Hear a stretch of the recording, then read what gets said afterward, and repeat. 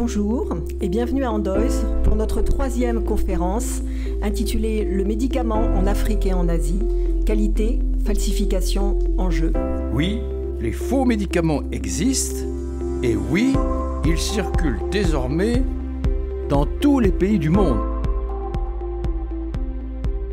On dit, selon l'OMS, que 15% des médicaments en circulation sont des faux et que 30 à 70% sont des faux dans les pays d'Afrique. On dit aussi que de faux antipallidiens ont tué au moins 120 000 enfants africains en 2013. Le pays, le continent consommateur, c'est l'Afrique. C'est un faux qu'on vend à des gens pauvres.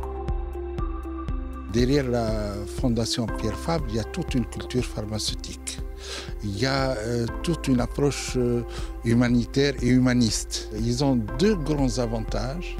Ils sont neutres, ils ne sont pas perçus politiquement et également ils ont une liberté de moyens et d'intervention. L'expérience de la Fondation Fabre peut permettre de réaliser des choses concrètes et réelles d'ici les prochaines années ou les prochains mois. Ce que nous savons particulièrement faire au niveau de la Fondation Pierre Fabre, c'est accompagner la formation. La bonne connaissance du médicament a évolué depuis 30 ans. Il faut donc que vous formiez des jeunes de bon niveau selon les besoins de votre pays. C'est quand même basé sur une collaboration depuis plus de 18 ans où on a reçu les premiers étudiants qui étaient de la faculté de pharmacie de Hanoï et pour lesquels il y avait les premières bourses pour pouvoir se former. C'est essentiel ces journées parce que ça permet aux différents acteurs de la lutte, différents acteurs impliqués dans la lutte contre les faux médicaments, de se rencontrer. Je ne crois pas à la mise en place d'un système de lutte contre les médicaments qui soit univoque. La technologie peut apporter des choses.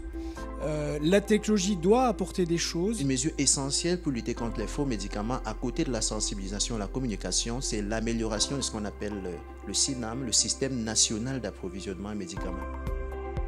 Il y a peut-être moins d'intérêt actuellement dans la lutte contre le faux médicament parce qu'au niveau européen et même au niveau des États-Unis, les chiffres sont un peu en berne. Quand il n'y a pas des grands chiffres, quand il n'y a pas des gens qui meurent, c'est moins intéressant. Il faut relancer le buzz et on est là, j'espère que ça sera relancé à partir de cette journée. Ça prendra certainement beaucoup de temps, mais je crois qu'il faut d'une part saluer les initiatives quand elles existent et puis essayer de les accompagner au mieux de leur réalisation.